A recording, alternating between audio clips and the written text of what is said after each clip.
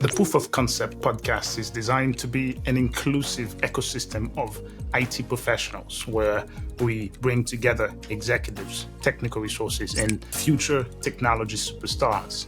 Today, we have with us in the studio a guest who's going to join me remotely. This is someone you will enjoy listening to. His name is Abdie.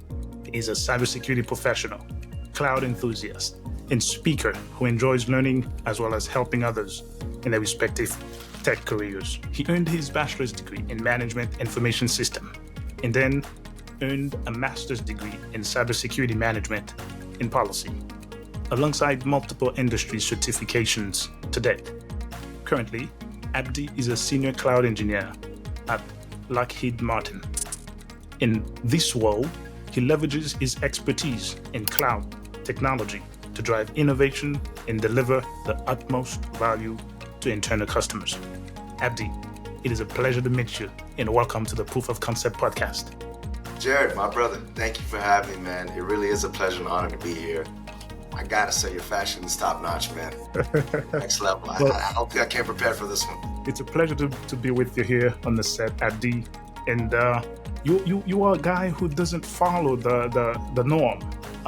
It's not normal or usual for technologists and IT people to dress the way you do.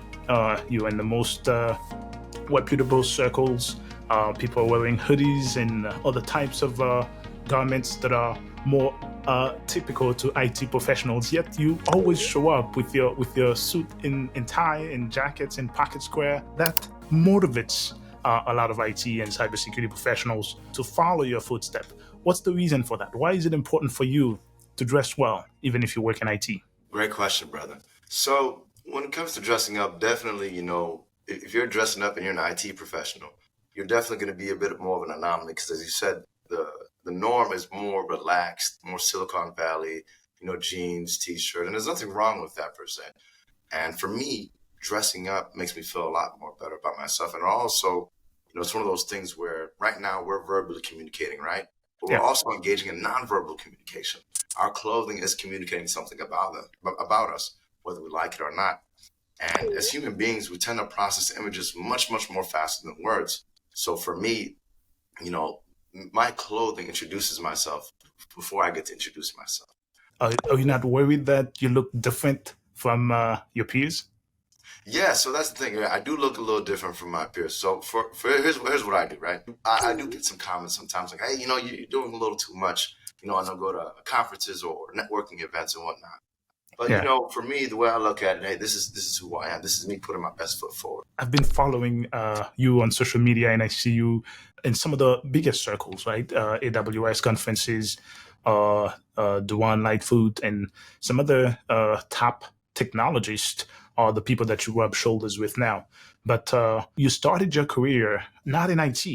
Can you tell us, whatever you were doing before, how did you pivot from that to IT? The original plan was to become an economist. And then as I was studying economics, I really enjoyed the topic, understanding how markets work. And, it was after I got my associate's degree, I realized, okay, if I wanted to become an economist and make, good money, I'd have to go all the way to get my PhD, and not coming from a lot of money and, the obligations to my family that I had at that time. So what I did was I changed my major to management information systems upon transferring to university. Still didn't know what part of tech I wanted to be in, but I did understand at that time, hey, tech is a booming field. You should consider that path. Yeah. Fast forward a few years later, now I'm going into my senior year. A friend of mine recommended me to an IT systems analyst position on campus. And I didn't look back after that. I did that for a year. Then another friend recommended me to get into cybersecurity. And after a lot of networking, a lot of failed interviews, we finally got my first role in cybersecurity. And then fast forward to now, after, doing different roles within my current company that I work for, I eventually evolved into the cloud space. So a lot of people complain about that. As a person with minimal experience or no IT background, it is difficult to find your first job. How did you get over that? What helped me a lot was having the right people in your circle. You need to have people who speak life into you, who give you constructive criticism, but at the same time, they love you enough to also push you forward. What I did was, I networked like crazy. I went to every networking event I could go to. I built relationships with, professionals in the industry. LinkedIn was one of them. I was heavy on LinkedIn. This was around 2018, number one. Number two, I took workshops very seriously. I went to every workshop I could go to. I networked at every career fair, even if there were career fairs where, they weren't hiring or, I didn't feel like I had a chance at all. I still went anyways. Within a few years, you found your way into cybersecurity and you pivoted from cybersecurity now into cloud. Tell us about how you got into cybersecurity. Yeah, so when I was a systems analyst at the university, I was fortunate enough to meet men who were in the cybersecurity field, professionals. They worked at, either big tech, and they also worked in DoD. They happened to be black men as well. And that was for me like, wow, like I see these successful black men professionals who are doing really big things in the cybersecurity field. And that was a big inspiration for me. What I did to gain the qualifications is a lot of study. To be honest, a lot of study, a lot of research. The certifications do help, yes, but the real learning beyond the certifications is, just you being a practitioner in the field. And the amount of time I spent learning and studying and really, taking time to talk with industry practitioners who have much more experience than I do, like yourself. These conversations alongside, the studying and the failures, I think, give me the qualifications to speak. You know what I deduce from what you just mentioned here? Dedication. Above Yes. everything else, dedication to excellence, to the pursuit of excellence. Was the traditional study that you did, the bachelor's, the master's, how much did that help you in the pursuit of that technology excellence? Yes, so it definitely played a role. I did learn some valuable skills there. No doubt about it. The most I've learned, though, was outside of the course curriculum. The reason why I believe is because most of the times when it comes to university curriculum, they tend to be a little bit outdated. For me, most of my skills I've gotten outside the classroom. However, I did learn valuable skills in the classroom. And the cool part about the classroom too is that I got to meet so many people in the tech space that I would not have had I not been there. At times, I notice there is, I'd say, polarization in the Mm. technology field. There tend to be groups or categories of IT or cybersecurity professionals or technology professionals in general. Right. And one of those categories that I have noticed is those who went to college. Another is those who didn't go to college. Another is those who are self-taught, those who are certified, Right. etc., etc. Have you noticed these polarizations or these categories being made by IT professionals? And how do you understand that if you notice that? The way I understand it, Jared, is this, right? Everybody's path is going to look different, and it also boils down to where you're at in your life. For example, if you're someone with 3 kids and going back to school financially, is just not feasible at this time. But for someone who maybe is 17, 18, and they get a full ride scholarship to university, well, it might make sense for them to go to university because you got an experience of a lifetime to really network with so many other people from all over the world at said university. And you get to build skills along the way without necessarily, paying a dime because you've got that scholarship. So for me, I think, the bashing of certifications, the bashing of degrees really doesn't make sense. What makes more sense is saying, hey, what's the most optimal path for you? And that's going to look different for everybody. There's a poem by a guy named Robert Frost that's called "The Road Not Taken." It says 2 roads diverged in the yellow woods. Be one traveler. I couldn't travel both. Something along those lines. And so a traveler sees 2 roads that diverge in the woods. And so he's got to choose one, right? And he chose the one less traveled by. That's why they call it the road not taken. But what he discovered in the end is that the roads converge. They diverged in the beginning and they converge. So do you notice this convergence that regardless of the path taken, we are all headed towards the same destination, which is technology excellence? Yes, no doubt about it. All of us ultimately are, like each path I just mentioned with degree, certification, bootcamp, all leads to you building valuable skills, Yeah. So you can get to that technological excellence. We all have the same goals in mind, especially when it comes to that. And I love that was so poetic. How you mentioned that all the roads eventually do converge. Yeah. Yeah, and that technology excellence, it can mean different things based on what lens you're looking at it through, right? From the lens of the executive, the lens of the business owner, the lens of the investors, the lens of the technologist, and the technologists at different levels of their technology pursuit. Those that are entering the field, those who have been working in the field for a while. In summary, what would you say would be a universal term that we would all be able to take and say, okay, it doesn't really matter what path you took, so long as you can achieve this. Technology excellence for everybody. For me, the ability to grow and give back. Yeah. And as you continue to grow, you're able to give back more. That's for me is technology excellence. And I take that. That's a very, very good answer.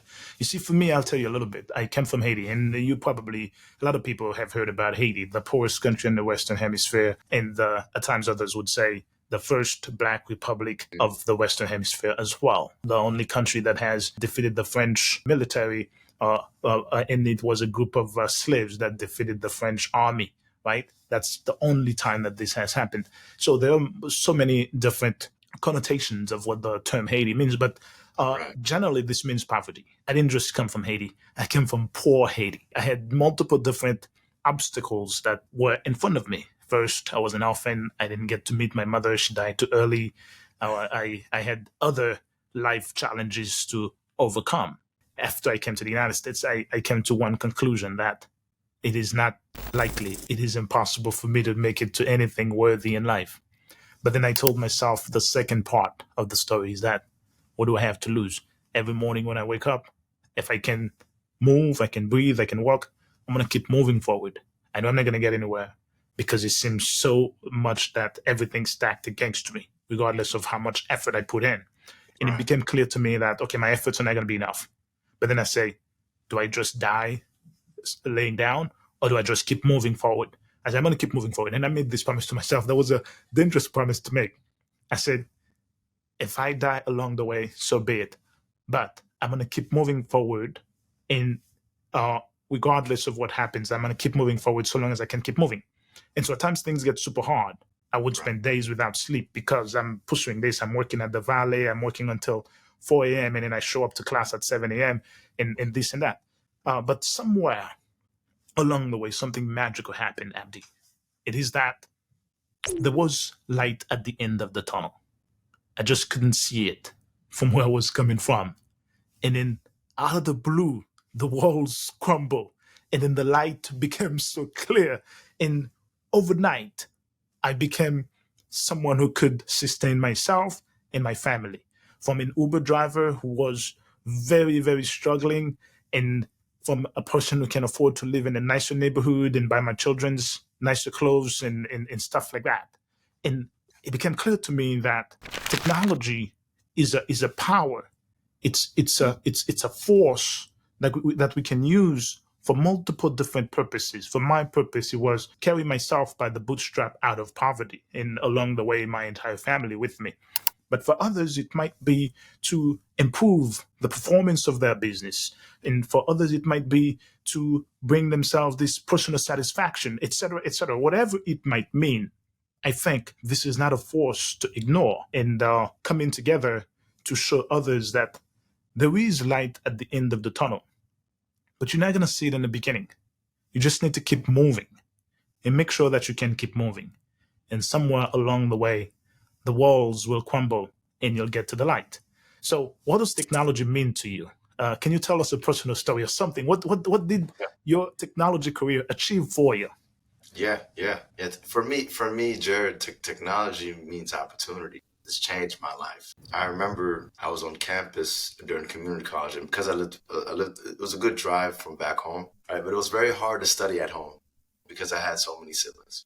So I'd have to stay on campus all day to really get productive study done. Some days I'd go very hungry. I didn't have enough money for food or lunch. I remember, going through the pantries on campus to get noodles.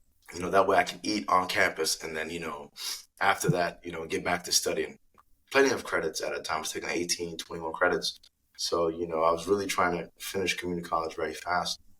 And it's crazy. You fast forward to, after graduating college and getting my getting a full-time cybersecurity role, it's crazy. Yeah. I don't worry about, if I have enough money for food, and that was a little bit of a concern during community college because of, trying to stay on campus all day and Yeah. get schoolwork done.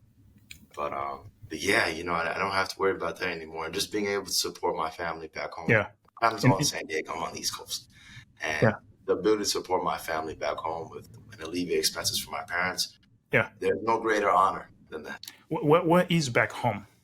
San Diego, California. Well, my family's originally from Somalia, East Africa. We Somalia. immigrated Somalia. And it was it was a lot of mayhem war during the 90s. That was where Operation Desert Storm took place. Yes. Why did you move from cybersecurity? It's not coming. That's everybody's dream now. This is the trend. Right. Everybody wants to be in cybersecurity. You get there at one of the most respected institutions in the world. Within that same institution, you move away from cybersecurity and into the cloud. Why? Yeah, it was because I really wanted to expand my horizons. So when I was in my cybersecurity role, I was focused on risk and compliance, security audits, making sure that the machines, the operating systems, the software that we were using met the minimal security requirements to get an authority to operate. So that's for platforms in the Department of Defense.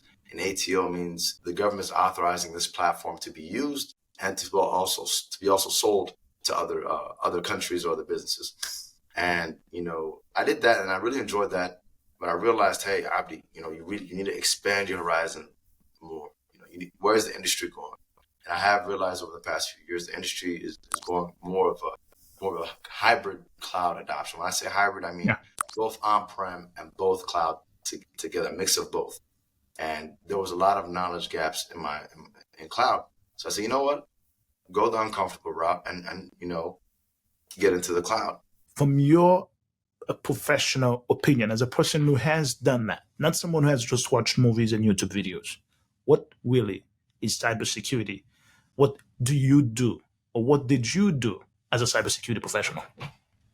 Great question. So, yes, a lot of times you'll see, the guy in the hoodie in the movies, and when it's marketed on commercials, you'll see, a very different image, right? You see a kid, someone hacking away. For me, my role is more focused on, hey, how do we make sure we meet the minimal security requirements so that we can do business? Granted, because we're meeting the minimum doesn't necessarily mean we're optimized securely, but meeting the minimum is just so our business can continue to operate. And, my role was focused on building policies and procedures. Having a strong policies and procedures is very important for an information security program, number one. I also did lots of audits. I worked on an assembly line, essentially. I worked with engineers from different disciplines. You had, systems engineers, you had test engineers, you had quality engineers. And on the assembly line, pretty much all of us would work on this laptop or server, and we'd each have our go at it to make sure we complete our tests. That way we can, assure that, hey, it's met the minimal security requirements, and now we're going to go deliver this to our customer. Yeah. So that's what I did. I wasn't really big on the pen testing side. And, just for everyone's education, there are a lot of different domains in the security space. There are people who focus on training. There are people who focus on security awareness, and their role is to teach, how to stay safe, and stay safe online, how to make sure that you're addressing cybersecurity risk as an everyday user, on your cell phone, right? That those people that do that are people who focus on, the blue team, defending systems, monitoring the network, and ensuring that no bad guys are causing mayhem and causing the business to go down. So there's lots of different domains in cybersecurity. I encourage everyone to look, do some research and look through to see, where would you feel most comfortable. If you don't know, just try one and then pivot. Yeah, and what if this person is new? They don't have any work experience, fresh 18-year-old. They didn't do anything before. Maybe they did something, maybe work in a restaurant or in construction, etc., but they didn't really have a career. What do you say to this person? What I say to this person is first, try to learn some IT fundamentals. I think, you can never go wrong with that. The cool part about learning IT fundamentals is that regardless of what new technology, what new tech industry you want to get into, the fundamentals will always be relevant. Think about it like this, Jared. Like LeBron James has been playing basketball for over 20 years. Mm-hmm. My God, that's a long time. Like I was a kid when, I remember LeBron James playing, right? But every game he still practices the layup. Yeah. Every game he's still practicing the lip. And it's like, yo, the guy has been doing this for so long, he still practices the lip. What does that mean? It means, no matter the NBA has evolved in the past 20 years. But regardless of how the game has evolved, he still practices the fundamentals. It's the same thing. I recommend if you're looking to get into cybersecurity, really try to get your IT fundamentals down. Again, you don't need to be an expert in networking. You don't need to be a CCIE. You don't need to be an expert in governance, risk, and compliance. But just getting the basic technical fundamentals down, I think will be, very, very beneficial. Like, what is an operating system? What is Linux? What is Windows? What is TCP/IP? What are basic ports and protocols you should be aware of? I think getting those down, I think will help you make a decision. As far as picking one, hard for me to recommend which one. I'm a bit biased. I started off in governance, risk, and compliance. Yeah. However, it really boils down to, hey, just pick a path, and then if you don't like it, you can always pivot. And that's another thing. As human beings, we can always reinvent ourselves. Right? Yeah. I went from doing full-time cybersecurity to now doing full-time cloud engineering with a little sprinkle of security in there. Yeah. Abdie, that's such a great conversation. I want to touch before we close on the cloud. What's the day in the life of a cloud engineer? For me, what I do is I consult internal teams on, their cloud migrations. Hey, they want to use cloud technology for a platform. Okay, cool. Here are some services. Here's the architecture, the reference architecture you'd like to use, number one. Number two, I'd say, hey, here's some security risks that you want to consider. Just like on-prem, you still want to make sure you're encrypting your data at rest, right? You still want to make sure you're encrypting your data in transit. You have to be mindful of the shared responsibility model. Security is still, a responsibility of yours. It's going to look a little different in the cloud. I also talk about cost optimization as well. That's another big thing I've been working on, is helping account owners understand, hey, as we're continuing to grow our business, how do we make sure that we're optimizing our costs? Granted, just because our costs are going up, doesn't inherently mean it's a bad thing. If your business is experiencing growth, your costs going up actually makes sense. Yeah. However, if your costs are going up, but business growth isn't reflecting that as well, then that means there's a lack of optimization. That's when I'll hop on a call and I'll talk to developers and say, hey, here's some things, here's some tools you can use to automate your cost optimization on the cloud.